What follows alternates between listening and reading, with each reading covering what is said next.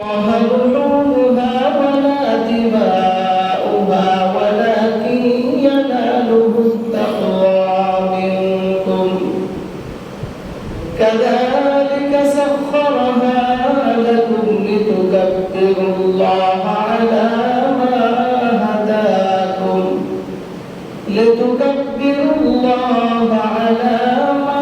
هداكم وبشر المحسنين صدق الله العظيم. وقال سيدنا رسول الله صلى الله عليه وسلم إن الله لا ينظر إلى أجسادكم ولا إلى صوركم ولكن ينظر إلى قلوبكم وأعمالكم أو كما قال عليه الصلاة والسلام. اللهم صل على محمد وعلى آل محمد كما صليت على إبراهيم وعلى آل إبراهيم إنك حميد مجيد.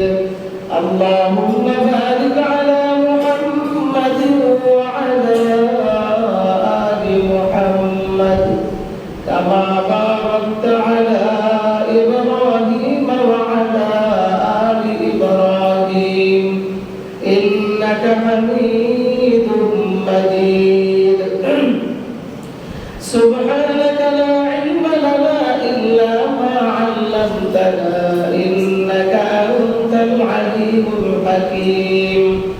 رب اشرح لي صدري ويسر لي أمري واحلل عقدة من لساني يفقه قولي. لا إله إلا الله لا إله إلا الله لا إله إلا الله لا إله إلا الله لا إله إلا الله لا إله إلا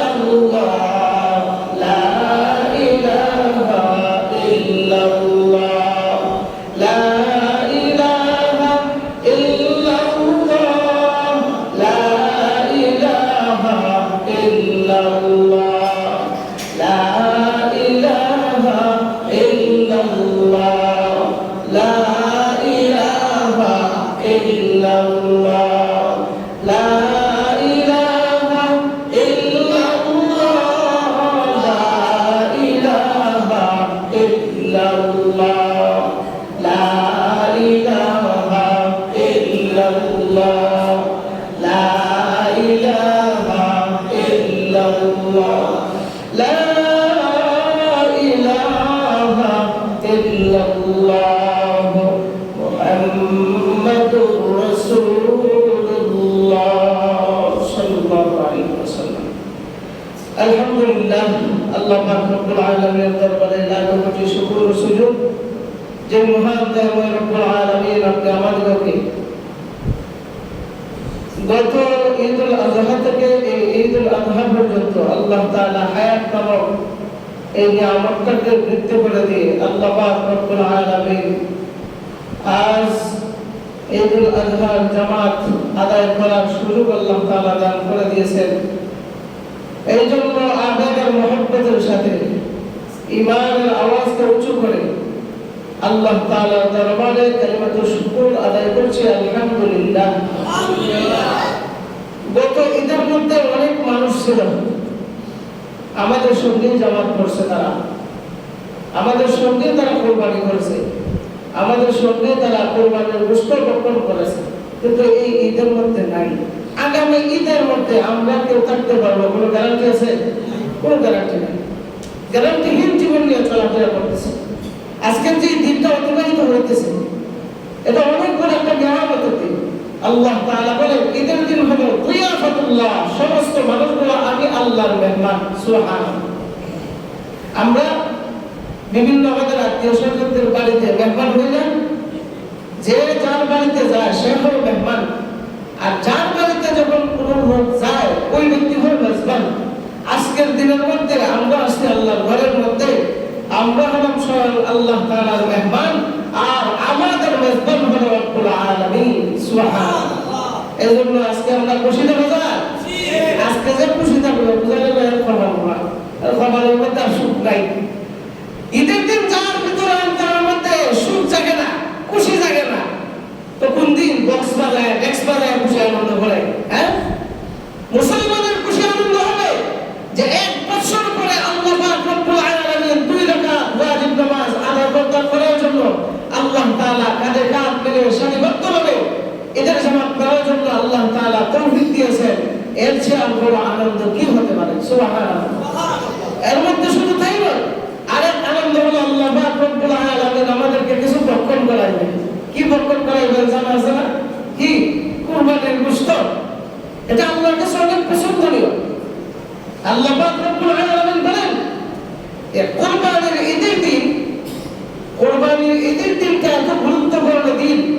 আল্লাহ রাসূলের হাদিসের মধ্যে বলেন, فقال عليه الصلاة والسلام ما عملت آدم من عمل يوم النحر أحب إلى الله من إهراق الدم.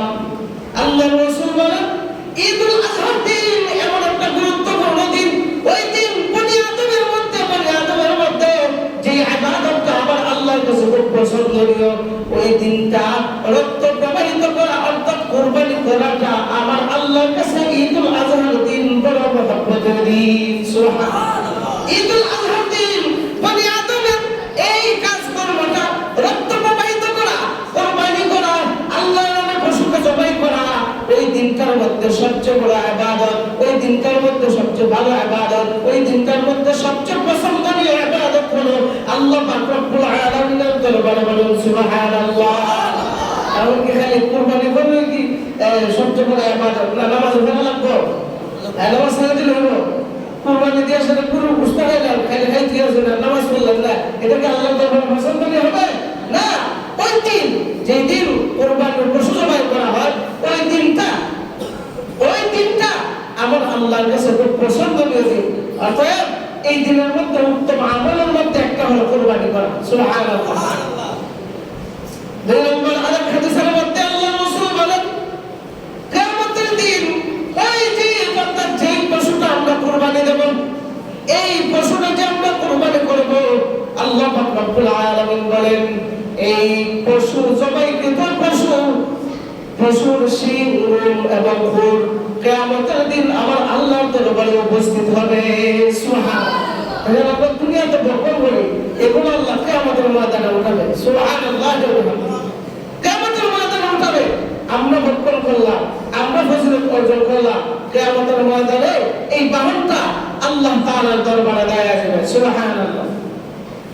আল্লাহ রাসূল সাল্লাল্লাহু আলাইহি ওয়াসাল্লাম যখন ওয়াদা দিলেন যে তোমরা কুরবানি করো, وقال أصحاب رسول الله صلى الله عليه وسلم يا رسول الله, সাহাবায়ে কেরাম প্রশ্ন করলেন, ইয়া রাসূলুল্লাহ, ইয়া হাবিবাল্লাহ, কুরবানিটা কি? আর কুরবানি দিলে তার উপকারিতা কি? আল্লাহ রাসূল সাল্লাল্লাহু আলাইহি ওয়াসাল্লাম সাহাবায়ে কেরামের প্রশ্নের উত্তর বলেন, قال سنة أبيكم إبراهيم. সুবহানাল্লাহ। ও সাহাবায়ে কেরাম, কুরবানিটা হলো তোমাদের পিতা ইব্রাহিম আলাইহিস সালাতু ওয়াস সালামের সুন্নাত। এটা তোমাদের পিতা ইব্রাহিম আলাইহিস সালাতু ওয়াস সালাম আমাকে রাজি খুশি করতে গিয়া তার আপন ছেলেকে ছুরির নিচে বানায় দিয়েছিল। সুবহানাল্লাহ। অতএব এই দিনটাতে তোমরা খুশি উদযাপন করো, কারণ এই দিনটা যদি কুরবানরা যদি কুরবানি করে আমার আল্লাহর দরবারে সে মাকবুলিয়ত এত অর্জন করে। সাহাবায়ে কেরাম প্রশ্ন করলেন, ইয়া রাসূলুল্লাহ, ইয়া হাবিবাল্লাহ, এই কুরবানি যদি আমরা দেই, এই কুরবানি দিলে আমাদের উপকারিতা কি, আমাদের লাভ কি? আল্লাহ রাসূল সাল্লাল্লাহু আলাইহি ওয়াসাল্লাম বলেন, এটা একটা অনেক বড় একটা নেকির কাজ। সাহাবায়ে কেরাম বললেন, কি কাজ? বলেন, আল্লাহ রাসূল বলেন যে যে পশুটা তোমরা কুরবানি দিবা, ওই পশুটার যত রূপ আছে ওই রূপা পরিমাণ নেকি আল্লাহ তাআলা তোমাদের আমলনামায় দিয়ে দেবে। সুবহানাল্লাহ। ওই নেকি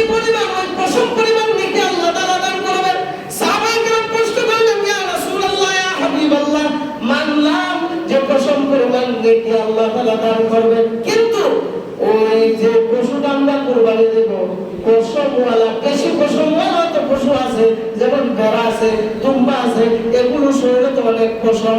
আল্লাহু আকবার। আল্লাহ রাসূল বলেন, চিন্তা করার কোনো কারণ নাই।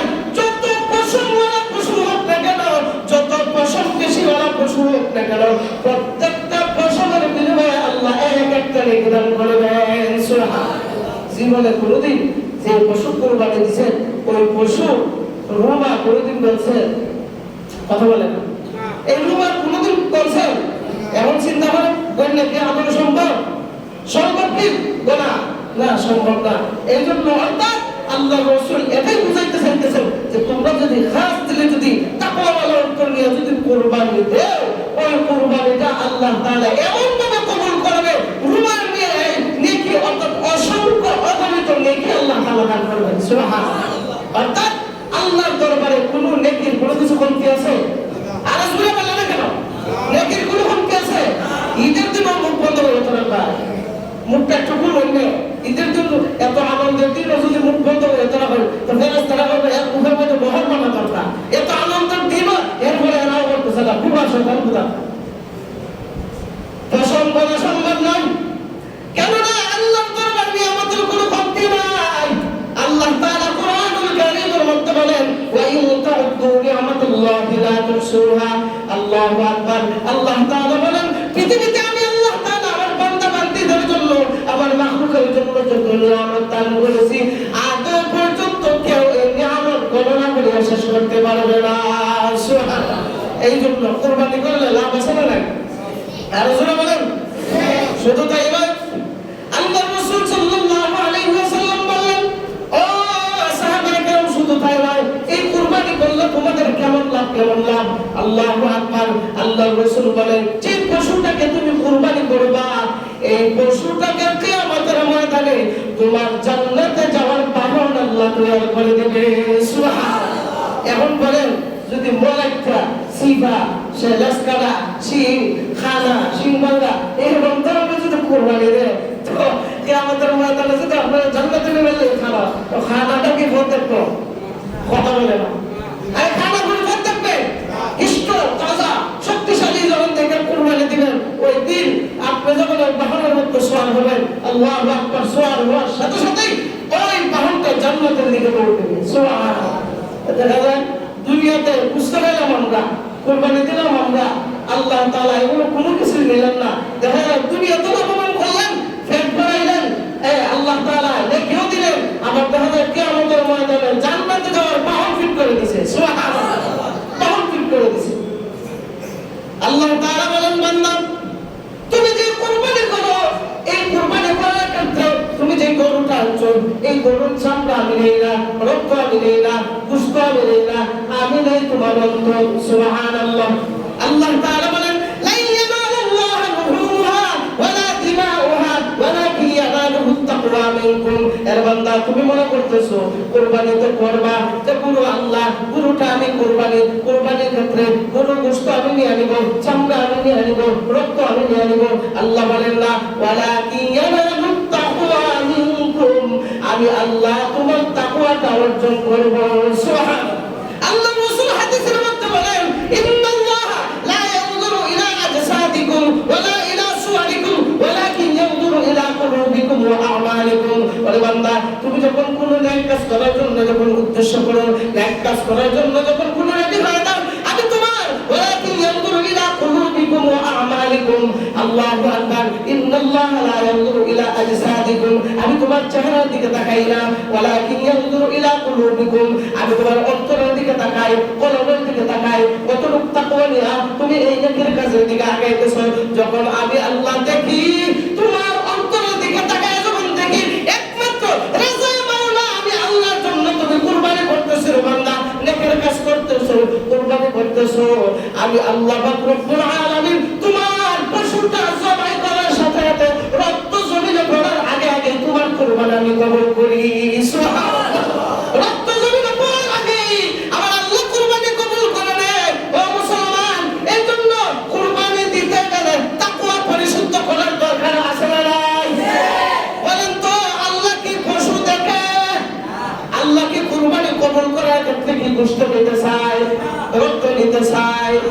আমরা নিতে চাই কি নেই বলে কি ইয়ানালু তাকওয়া মিনকুম আপনি আল্লাহর প্রতি কতটুকু ভয় ভীতি নিয়ে কুরবানি করার ক্ষেত্রে কতটুকু ভয় অর্জন করে তার ভিতরে তোমার ভিতরে রাখতেছো আল্লাহ তাআলা তোমার অন্তরটাকে দেখেন যেমনি ভাবে ইব্রাহিম আলাইহিস সালাতু ওয়াস সালামকে দেখেছেন সুবহানাল্লাহ ইব্রাহিম আলাইহিস সালাতু ওয়াস সালাম আল্লাহকে অনেক ভালোবাসেন অনেক মহব্বত করেন আল্লাহু আকবার ইব্রাহিম আলাইহিস সালাতু ওয়াস সালামের এই ভালোবাসা দেখে আসমানের সমস্ত ফেরেশতারা প্রশংসা করতেছে একে অপরের মধ্যে আলাপ আলোচনা চলতেছে এবার আল্লাহ তাআলা বলেন ও ফেরেশতারা তোমরা কার ব্যাপারে আলোচনা করতেছো বলে আল্লাহ তোমার খলিলুল্লাহ ইব্রাহিমের ব্যাপারে আলোচনা করতেছে আল্লাহ তাআলা বলেন আমার খলিলুল্লাহ এত মহব্বত করে এত ভালোবাসে যে মহব্বতের দাবিতে তার নিজের সন্তানটাকে আমি আল্লাহর রাস্তায় ছুরির নিচে মারায় দিয়েছিল সুবহানাল্লাহ অর্থাৎ আমি আমার ইব্রাহিমের প্রতি খুশি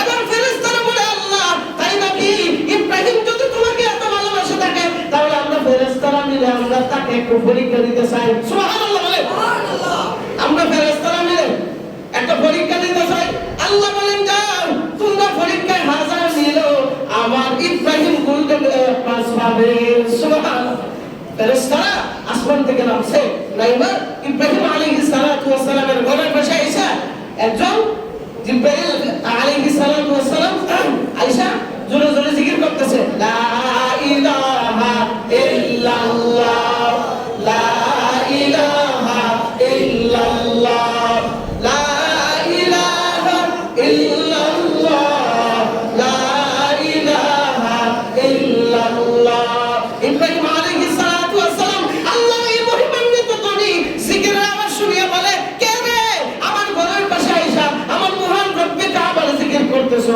নাম স্মরণ করতেছো তাড়াতাড়ি আমাকে শোনাও আমার বড় মহব্বত লাগে ভালোবাসে তখন দৌড়ে বের হয়ে আসছে আয়েশা বলতেছে ও ভাই মুসাফির তুমি কে এত সুন্দর আমার মাওলার তুমি নাম নিতেছো আমার মাওলার নাম যদি কেউ নেয় আমার বড় ভালো লাগে এবার বলতেছে জিবরাইল আলাইহিস সালাতু ওয়াস সালাম আল্লাহর নাম যদি আমি আবার নিতে চাই তাহলে আমাকে বিনিময়ে কোনো কিছু দেওয়া লাগবে সুবহানাল্লাহ ইব্রাহিম আলাইহিস সালাতু ওয়াস সালাম বলে ও ভাই তুমি কি নিতে চাও বিনিময়ে আমার আল্লাহর নাম শোনাও সুবহানাল্লাহ আমার আল্লাহর নাম শোনাও ইব্রাহিম আলাইহিস সালাতু ওয়াস সালাম বলার সাথে জিবরাইল আলাইহিস সালাতু ওয়াস সালাম আবার জিকির শুরু করে দিলেন ইব্রাহিম আলাইহিস সালাতু ওয়াস সালাম বলেন যে বিনিময়ে আমার যে এইটা দেখো অনেক বড় ছাগলের পাল বেড়ার পাল দুম্বার পাল এই যে এতগুলো সম্পদ আছে এর অর্ধেক সম্পত্তির মালিক আমি তোমাকে বানায় দিলাম সুবহানাল্লাহ এর কোনো বিনিময়ে আবার আমার আল্লাহর নাম শোনাও কারণ আমার মাওলাকে আমি বড় মহব্বত করি